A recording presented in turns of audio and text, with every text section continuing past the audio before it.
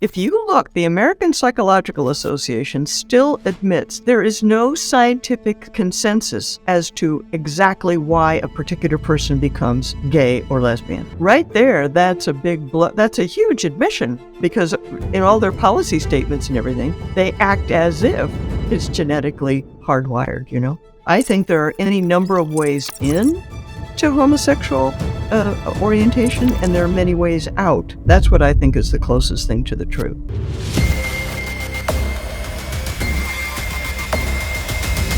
Joining us for our discussion today is Dr. Jennifer Morse. Dr. Morse is the founder of the Ruth Institute, an interfaith international coalition to defend family and build a civilization of love.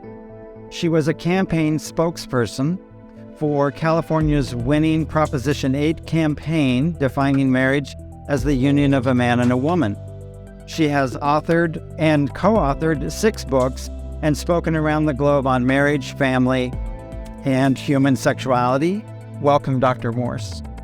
Well, thanks for having me. I'm glad to talk about this very important topic of so-called conversion therapy. So today, as I've done some research on conversion therapy, my life has been such that I left the LGBT community after living in it for 40 years.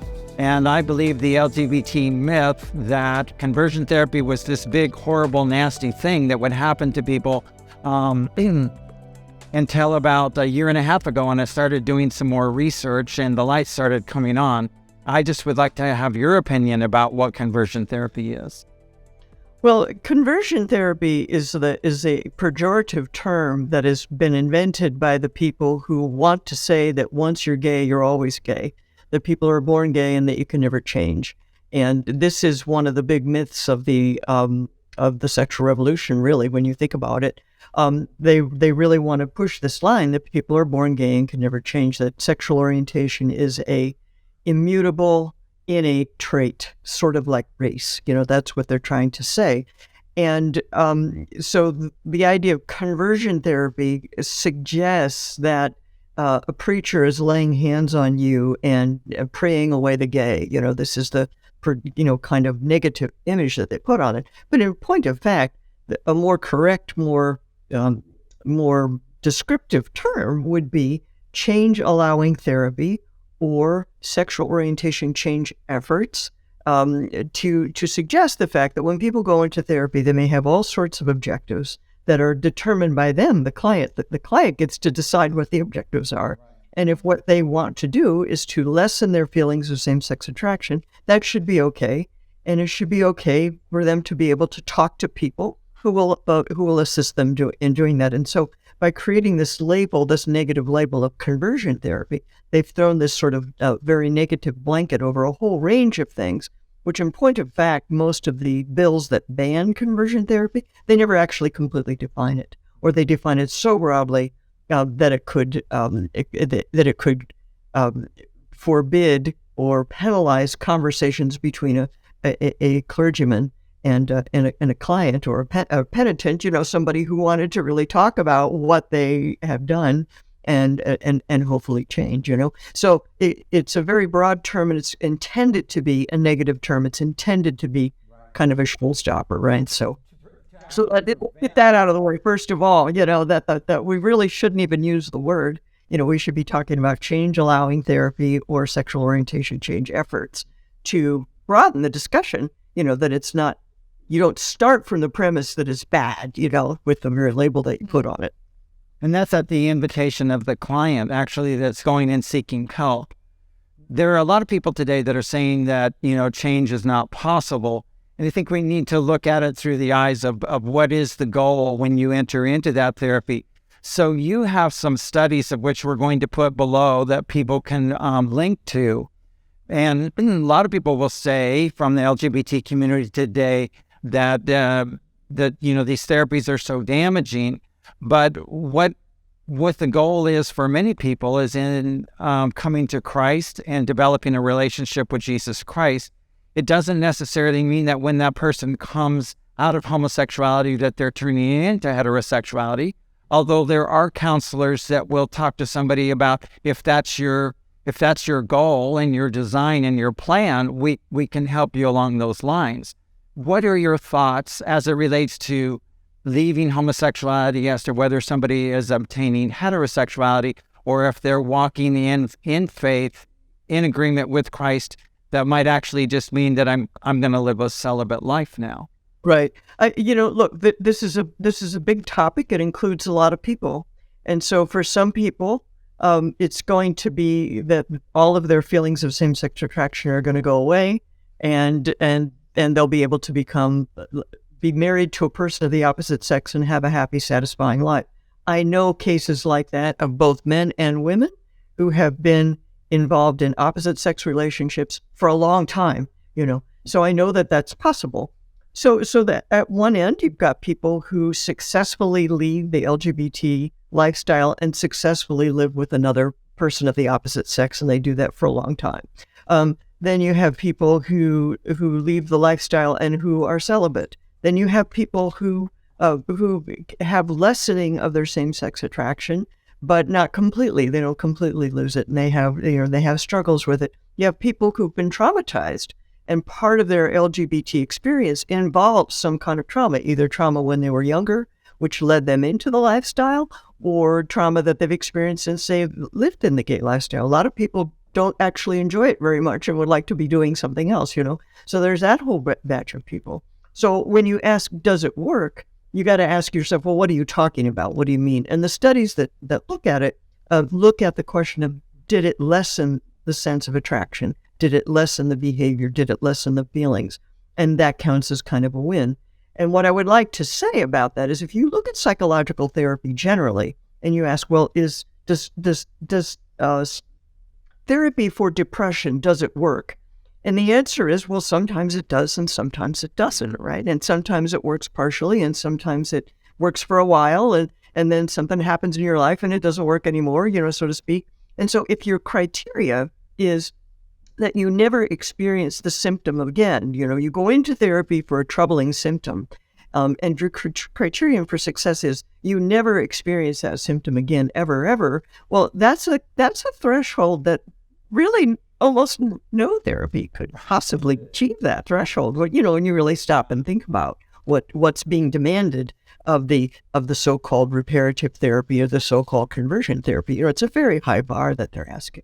So that's another thing to keep in mind as you're just conversing with people about this. When they say, well, it doesn't work, you get to ask, and you should ask, well, what do you mean by work? What does it mean to say that it succeeds or it doesn't succeed? Yeah, I think that, there are two parts. When I go for counseling, I'm getting information from the therapist and from the professional, but I have a part to play in that too, as to whether I make an application to the things that they're suggesting to me. And there are some people that say, well, the feelings didn't go away. From a perspective of the Bible and religion, I'm called to continually surrender my temptations to God throughout my whole life. So if I believe in the power of Jesus Christ, as I draw into a closer relationship with Him, I'm more successful the more I develop an intimate relationship with Jesus Christ. And I would say that's when it works. But for people who are listening more to their feelings and maybe denying the power of Jesus Christ, you'd be more inclined to fall back and live how you used to live. Well, and even if you do fall back and live as you used to live, you can shake it off and say, okay, I dropped the ball, but I'm gonna repent and I'm gonna go forward. Yeah. And that I would say that's a very common experience for people, for example, who experience any kind of addictive process. Right? Think about that. Think about people who are addicted to pornography, or people who are sex addicts, or people who are alcoholics. They don't get better all at once. I mean, sometimes they do. Sometimes the Lord will change you instantly. Right? That does happen, but we have no right to expect that. Right? When we've created habits of thinking and behaving, and we got friends who are encouraging us in a certain way, and so on, we have no right to expect that it's all going to go away instantly. Right? So part of it is the supernatural level, which you're describing there, the walk with Christ, but also at the natural level, you can see this, that it's a process, right? And it's not going to be perfect or without lumps. And that's why I think the attempt to ban conversion therapy and the attempt to say that it is harmful to people to even try to change your sexual orientation. That's why that's so destructive. And it's very important that people resist that message, because the idea that attempting to change your patterns of thoughts and feelings and behavior, that's intrinsically harmful, that's not fair to anybody, in my opinion. I think what you're saying is very balanced and fair. You know, it's kind of a two-way street. To basically say it's only a one-way street of, sorry, we're just going to cut this off and we can't even attempt this. It is fair to say some people have success, some people don't. That's what we have statistically proven over any type of change, like you said, drugs or any addictions or lately. Yeah, it's only fair to say that the data shows us that there's good and bad on both sides of these fence. But it sounds like the picture they're painting is it's all bad and it should not be done in any case or scenario or anything whatsoever. I mean, to the point that you can't even talk about it, you will be tried and convicted. I mean, they're getting to that level where they're just going to hush it up. Yes. And you know, when you think about it, the message that is being presented by the gay lobby here, and when I talk about anything related to homosexuality or gay-related issues, I'm always talking within the wider context of the sexual revolution. And the sexual revolution has a playbook that they use on one issue after another, you know. And so they will tell you that being homosexual, being same-sex attracted, being gay is a feature of your person. That's your identity. And no one can really change being gay. Okay. Well, they'll also tell women that abortion is not harmful to you. Removing the fetus is like removing a tooth. And women never feel bad about their abortion. Well, here's the thing. It only takes one woman who regrets her abortion to disprove that very, very strong claim, right? It only takes one person to leave the homosexual lifestyle to disprove the very, very strong claim that no one can ever change. And so that's why they go around hushing people up or discrediting that, you know, trying to make it so, well, there's something wrong with you. You know, maybe you weren't really gay in the first place, or you were depressed in the first place. That's why you're depressed after your abortion. You know, they try to somehow protect that core idea that they have, which is that gay is a part of your identity, it's part of your DNA, it's part of your person, and you can never change it, and attempting to change it is harmful. Well, newsflash, there is no gay gene. The twin studies prove also that there is no genetic determinism to homosexual practice and homosexual feelings, right? And so we already know that this is not scientific at all. And so the idea that you continue with this charade, that it's not possible for anybody to change their patterns of thoughts and behaviors and feelings, that's really unfair to the many people who have aspects of their lifestyle that they want to address and lessen and change, right? You're not doing them any service by talking like that. What do you think, or can you paint a picture of what actually goes on in people's minds as a society when they hear the term conversion therapy? Yes, I think people like Sam Brinton have created an image of conversion therapy, meaning that some backwood preacher is praying over you and trying to get you to change your sexual orientation. You know that, and Sam Brinton's story turns out to be not very accurate or not very true. Right? There's reason to doubt it. Let's put it that way. But the idea that you know, going off to a camp meeting or a revival or something like that is what we're talking about when we're talking about people going to a licensed clinician for help with their thoughts and feelings and dealing with past trauma and their addictive processes and stuff like that. That those two things are equivalent. That's what that's the image they're trying to create. They're trying to create the image rather than a licensed therapist doing the kinds of things, talk therapy, that licensed therapists do. They're trying to create an image of a not very intelligent, Bible-thumping guy praying over you and probably torturing you in some way to get you to be averse to homosexual feelings. That's the story that people like Sam Brinton have been telling. And, if anybody's doing that, if anybody's torturing people out in the woods, of course we want them to stop doing that. But it doesn't follow, even if somebody is doing that, that has nothing to do with what's going on in the office of a licensed therapist, right? And as far as I know, and I will put this out as a challenge, there has never been a complaint against a licensed therapist about this type of behavior. If you can find one, you show it to me. I think it's almost like disciplinary actions towards your children. Some people will probably take that to the extreme, beat their children, tie them up and everything. But then that would be like trying to make a law saying you cannot discipline your children just because a few people over here went to the extreme of that. And that's kind of what it sounds like with this, is like if maybe one therapist at one point in time used those methods, then all of a sudden that would be blanketed that every conversion therapy is going to use those tactics, which is not the case at all.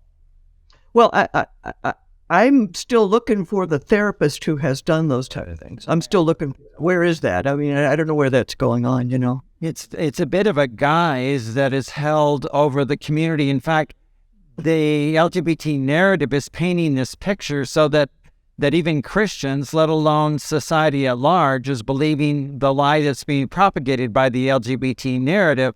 If we look back to the ideas of shock therapy and immersion into ice cold baths and this needle pricking and those kinds of things, I understand we can track it back and find that it happened in the late 1800s or maybe early 1900s, but I haven't found a legitimate story of anyone who has experienced those kinds of things.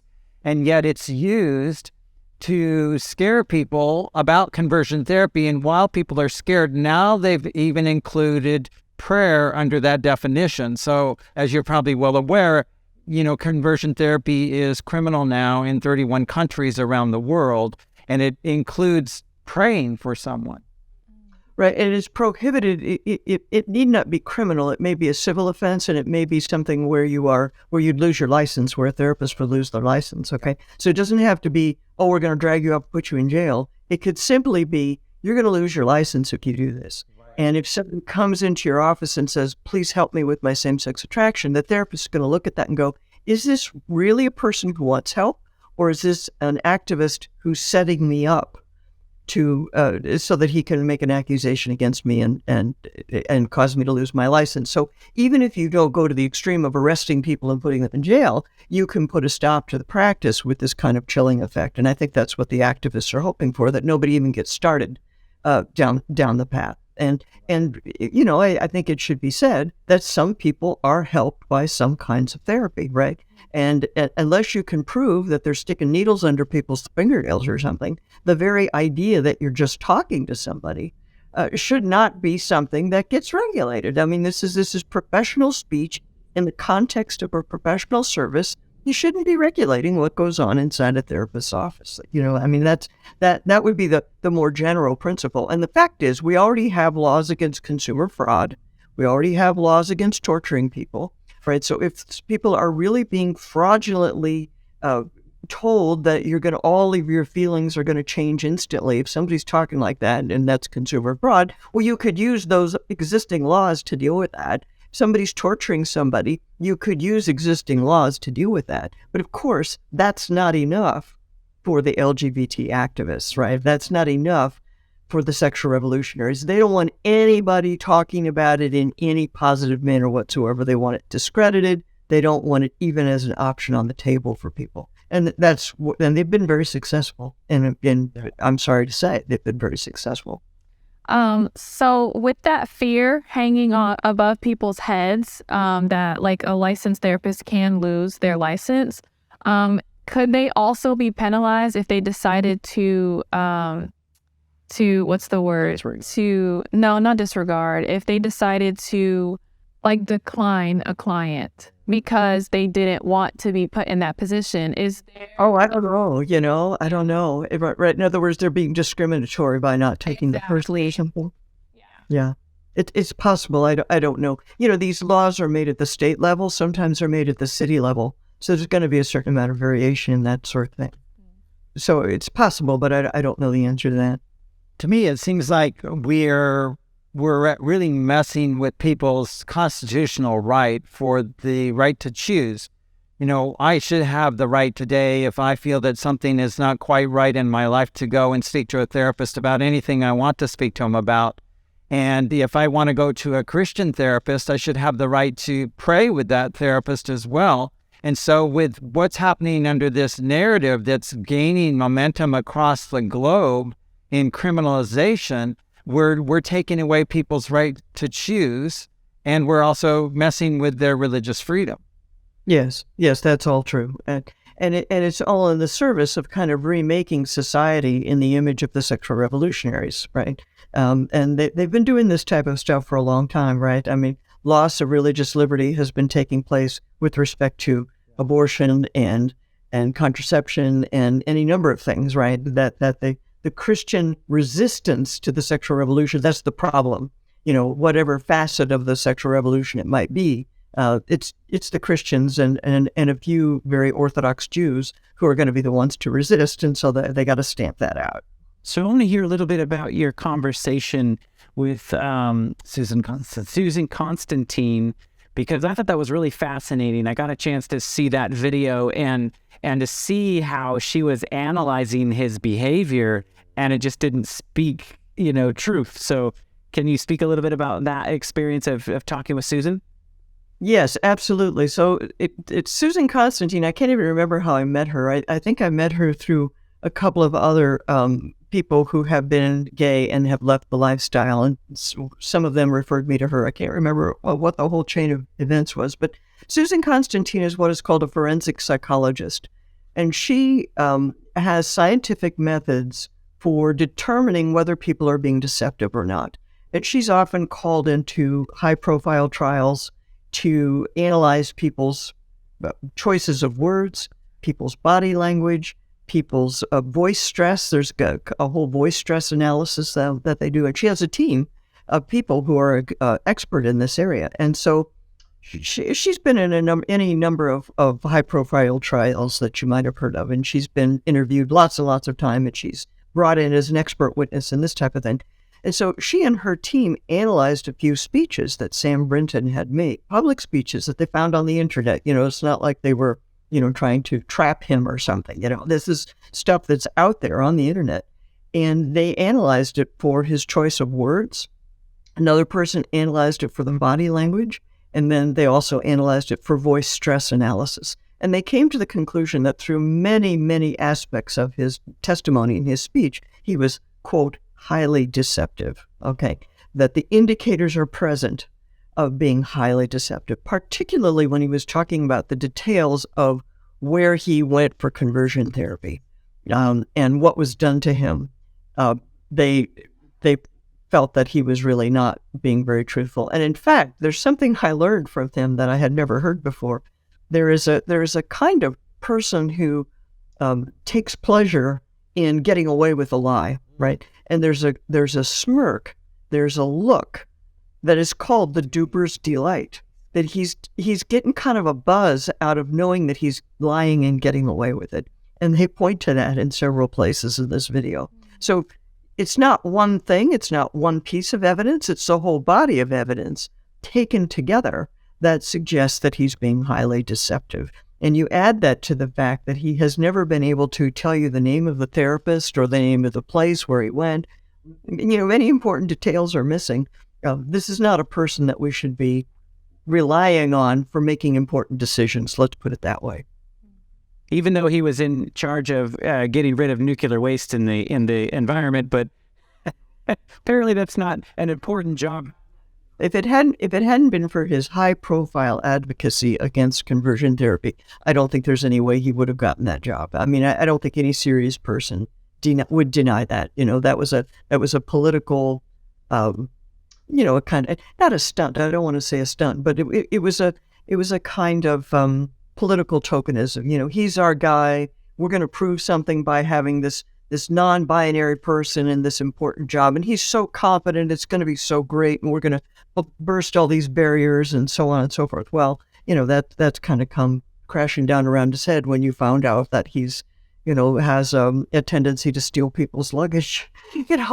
Normal people don't do that, not even once. And he's now had multiple episodes of doing that. So it's it doesn't look good. Doesn't look good for him and his narrative. I like that you brought up the aspect of other addictions and therapies and stuff. Can you think of any other therapy that is frowned upon? Like we don't want you changing alcoholics. They're born this way. Who are you to pray over them and do these things? Like, it seems like when it comes to this topic, this is the only thing that's guarded in this way. Like, we don't want you even praying with them when, from a secular mind point, this is the most harmless thing you could do with somebody. You're not in any kind of way forcing them, hurting them. You're speaking positive words over them. You're just speaking words, but you're not even allowed to do that. That's right. That's right. And as you say, you would think if you were a secular person, you would think that this prayer talk would have no effect whatsoever, Right. because they don't believe God's going to do anything in response. So, but their idea, to be fair, what they think is that it's all a big delusion, right? And the idea that you can change is a delusion. The idea that that God's going to help you change, that's a delusion. You're feeding people's delusions, and that's their story. That would be their line. But the fact is that that people do sometimes change, and sometimes they change with therapy, and sometimes they change without therapy, and sometimes they change through religious conversion, and sometimes not. But the fact is, people change every day. And that is the thing that the gay activists do not want anybody to know. They do not want people to realize that change is possible. And so, your whole network of people who were once gay and who are now doing something else, whether it's celibacy or heterosexual marriage or just living, but they're doing something else. They don't want people to realize that this is a possibility, because it disrupts their narrative that you're once gay, you're always gay. And there's quite a bit of data now that shows that some changes can be effective and long lasting, and that particularly when people are highly motivated, right? Like they're already married to an opposite sex partner, and they love their wife, they love their children, they want to keep it together, and that person deserves some help and support, as far as I'm concerned, And when we have the kind of whole social narrative saying that your true self is to go be gay, that narrative never, ever takes account of what's left behind, of the people left behind, and what it's like for the wife when your husband decides that he's going to go live a gay lifestyle, what it's like for the children that their dad's now living with a man. They never ask the question, what is it like for other people? And there are people who are same-sex attracted who want to spare their families that, and who don't want to do that. And so this is, it is quite possible, and it happens all the time. It happens regularly, and the gay lobby doesn't want anybody to know about it. And the other thing is that it's now been shown, I think quite definitively, that the attempt to change sexual orientation is not harmful. Okay, there's another narrative, an even darker narrative, which says that people who have gone through sexual orientation change efforts are at risk for suicide, or higher risk for suicide. Well, if you look carefully at that data, that was a study that was done in 2020 by Blazmich and a team of people, and they came to the conclusion: people who have gone to this kind of counseling, they're more likely to commit suicide. Well, my Ruth Institute colleague here at the Ruth Institute, sociologist Father Paul Sullins, reanalyzed that data. He went to the very data set that they used, and he said, wait a second, this data, you can tell whether they had suicidal thoughts before their therapy or after their therapy. You can tell when they had therapy over the course of their lifetime, right? And what you find is that the people who were already in rougher shape, people who were already suicidal, were likely to go for therapy, right? And then what happened after therapy? Well, after therapy, they were less likely to be suicidal, right? But if you just ask the question, over the course of your lifetime, have you ever gone for therapy? And have you ever been suicidal? You will conclude that, oh gosh, therapy causes suicide. That's like saying, marriage counseling causes divorce. Well, it's because the people who are having the hardest time are the ones who go for marriage counseling, right? They're already in trouble. And hopefully the marriage counseling is successful and they end up less likely to divorce afterwards. Hopefully that's the case. But you wouldn't conclude without asking the question before and after, you wouldn't conclude automatically that the therapy was harmful, right? And yet that is exactly what Blaznic et al. have done. And that story has been told around the globe, literally around the globe, that more likely to commit suicide if you've had this therapy. And that's simply not a correct inference for the data. Yeah, I think, to be honest, if you really sit down and you probably were to be able to analyze how people were treated either by the therapists or people that were helping them achieve a change or something, they're generally going to be nice and kind, right? Who's really doing the bullying here? I mean, is it the people that are changing, and then you see the LGBTQ community come out and absolutely bully people that are trying to change? And so it's like, are they the ones that are contributing to somebody, feeling even more scared or suicidal or whatever, because they're being absolutely like, they'll oust those people, they'll stop talking to them, they'll publicly slam them. No therapist is doing that. Right. And I think that's a very important point for people who were once gay to keep making, that if I say, I was once gay and I left the lifestyle and now all of my friends reject me. I used to be the belle of the ball and now nobody wants to talk to me. You see this with detransitioners also, the young people who decide they were born in the wrong body and they decide to come out as trans and so on. Everybody loves them. Everybody fawns over them. And then they say, wait a minute, this isn't working. And they try to walk it back. All of their friends turn on them, just actively turn on them. It's not just that they lose their friends. They make enemies out of it by the time it's over, So, let's take that can we factor that into the equation? But it's very important that those of you who have left the lifestyle, that you keep saying that, that we've turned into public enemy number one here because we're disproving one of their favorite talking points by saying, well, it can be done. It can be done. Not by everyone, not all the time, not perfectly, but it can be done. And you being able to say that, those of you who can say that credibly, are a threat to this whole narrative, and that's why they're so mean about it. So we live in an age of information. So with the research that you mentioned earlier, it seems to be that there's research on both sides. So if I were a young person who was wanting more information about conversion therapy, how do I know which sources to trust and which research when they have them on both sides? What advice would you have? That's a really good question, because if you're not a statistician yourself, what are you going to do? Who are you going to trust when they interpret these studies for you? So I think that means that the statistics themselves are never going to be the decisive factor, at least not for most people. The statistics themselves will raise a doubt in your mind, that, well, since it's on both sides, maybe there's more here that I need to explore. And that means that people like you have a role to play in talking with people and in being a lived witness to the fact that it's possible, and to the fact that that you can have a friend group, right, and you can have a social life, and it can be okay to make the whole thing more persuasive. But I've looked at quite a bit of this data, and there is a lot of junk science. I'll tell you what, there's a lot of junk science out there. As a matter of fact, at the Ruth Institute, we recently put out a report called "Protecting Your Family from the Top 5 Gay Myths," which people can easily get at the ruthinstitute.org. And one of the myths is that trying to change sexual orientation is harmful.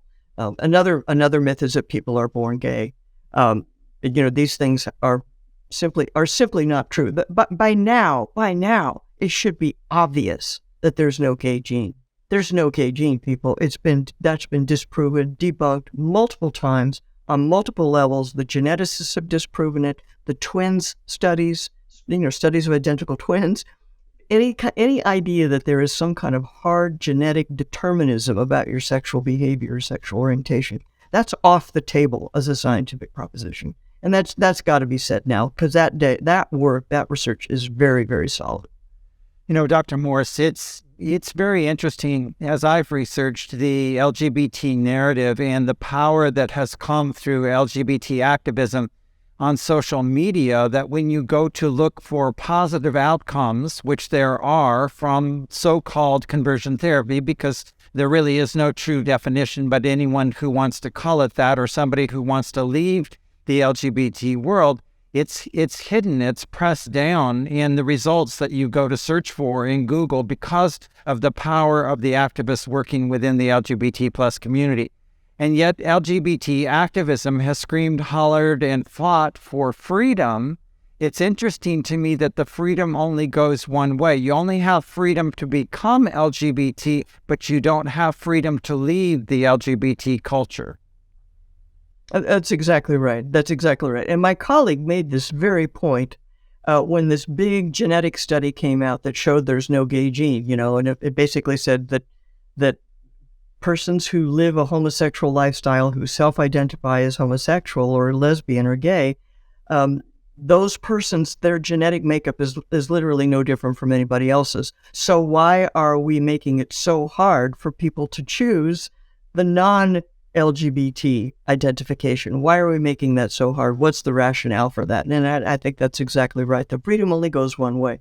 Because see what these guys are trying to do, what the whole lot of them are trying to do, and it's not just the gay part of the sexual revolution. They're trying to create a world where sex is a sterile activity, and where there's no social significance to it, no moral significance to it. You can do whatever you want. Nobody's going to get hurt. As long as you're not uptight, as long as we have no taboos, everything's going to be fine. Well, the people who think like this, they started this a long time ago, well before all the gay stuff, right? I mean, they've been working on straight people on this for a long time, right?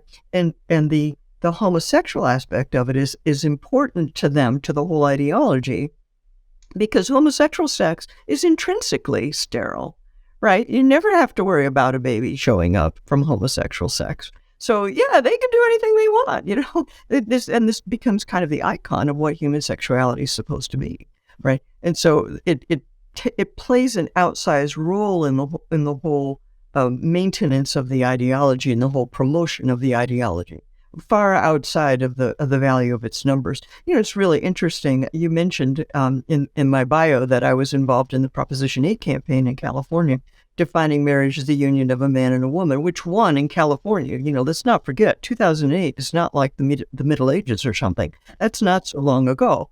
And California voted yes for man-woman marriage. And what's happened since, one of the interesting things that's happened since is that there have been so few gay marriages, right? There have been so few same-sex couples getting married. In fact, if you look at the Gallup polls and you look at the numbers of sexual minorities who are married, what you'll find is that the vast number of people who define themselves as sexual minorities who are married are bisexual, and most of them are married to opposite-sex partners, right? So the number of gay men married to other men and lesbian women married to other women, the number of them doing that has not changed appreciably since like right around 2015, and hasn't changed hardly at all. So there was never any big demand for gay marriage from the community. The fight was really about something else. That marriage war was a proxy war for something else. And I think it was a proxy war for the idea of marriage having nothing to do with children and sex having nothing to do with children, that we're creating this kind of new whole sexual universe, which is a fantasy. But basically, it's a fantasy ideology. And gay marriage was an important part of that. And the gay community is an important part of carrying that ideology and making it plausible to people, making it appealing to people somehow. And that's what I think is going on. That's deep. Yeah. I mean, you just said that's a show in itself right there. Yeah, that's a small clip. That was amazing. I mean, well, I wrote a whole book on this topic, actually. Do I have it here? Yeah, I have it here. I'll show up. Can I show up? Is this Yes, okay if I please. show up? We'll put a link to where people can actually get a hold of this book, because I think this is extremely important. So we'll put a link in the description below. And if you guys want to check out this book, this is a fantastic, I mean, just if we got a bullet point out of this book and it was that deep, I'm sure this thing is a nugget of truth. Well, thanks a lot. I appreciate that. I didn't know this was going to be a book tour, but thank you. I appreciate that very much, But, I think the thing that we do at the Ruth Institute that I think is different and better than other people do, that we do better than anybody else, let's put it this way, is that we show how all the parts fit together. You got the abortion issue over here, and you got the gay issue over here, and you got the trans thing over here, and you got no-fault divorce over there. And it's really one giant issue, right? And to see how all the pieces fit together, that's a very important and helpful thing, I think, to realize that you're not alone in the struggles that you're having, that you have certain important things in common with people who've never been anywhere near the LGBT community, but there are certain things in common that you're struggling with that it would be helpful and strengthening for everybody to know and to try to work together. Dr. Morse, I really appreciate you taking time out of your schedule. I know you have a speaking schedule that you're getting ready for that's upcoming, and you took time out of your day, so we're very appreciative of you being here. Where can people get a hold of more material? Do you have a website? Do you have something, if they want to look more into things that you've created or done, where would we send people to? Go to ruthinstitute.org. It's all there. You can also get our new ebook, Refuting the Top 5 Gay Myths, and that's completely free. Thank you, Dr. Morse. Thank you. All right, God bless you. Hey, we thank you guys so much for tuning into today's discussion. I hope that you got a blessing out of it. That was amazing. Dr. Morse dropped some serious truth bombs, and I hope and want to encourage you to look into this more. That's why we do these kind of shows, is we really want to, give you a perspective, lay it out on the table, but we don't want you to just take our word for it. You should do some investigation on your own. So, this is a much grander topic than we can handle in even an hour. We'll make some more videos on these things, so you want to give this video a thumbs up and click the little notification bells for when we put out more videos like this. You'll get notified, and you know what, we want to hear from you as well. If you like this, if you didn't like it, make a comment below. Tell us what part you really were impressed by, or if you disagreed with it, we want to hear about that too. So thank you guys so much for tuning in, and of course thank you Patreon donors for helping us create content like this. If you like our ministry and you'd like to see us create more content, please consider giving us a donation. You can give a donation at LLS.TV. LLS.TV/give. Thank you, Brittany. LLS.TV/give, and you can make a donation through there, or you can check out our Patreon page. And but thank you for tuning in. We'll see you guys next LED Live. We'll catch you next round.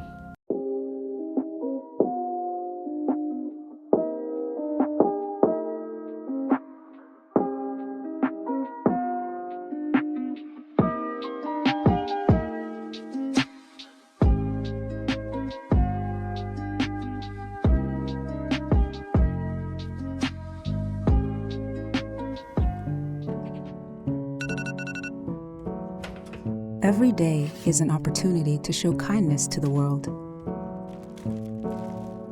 Every day is an opportunity to do something that lets someone know you're thinking of them.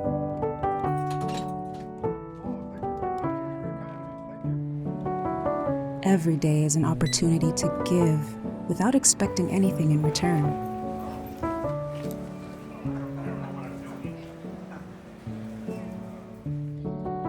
Every day is an opportunity to notice someone in need and to go out of your way to help them. Every day is an opportunity to do one small thing, to show someone you care, to make the world a better place.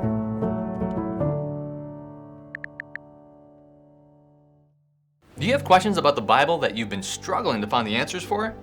Video Bible Study, or VBS for short, is a YouTube channel that answers your Bible questions in 5 minutes or less. Check out these easy to understand, comprehensive videos talking about everything from what happens when you die to why does God allow suffering. Make it your goal to deepen your relationship with Christ this year and subscribe to Video Bible Study on YouTube to help you along your journey.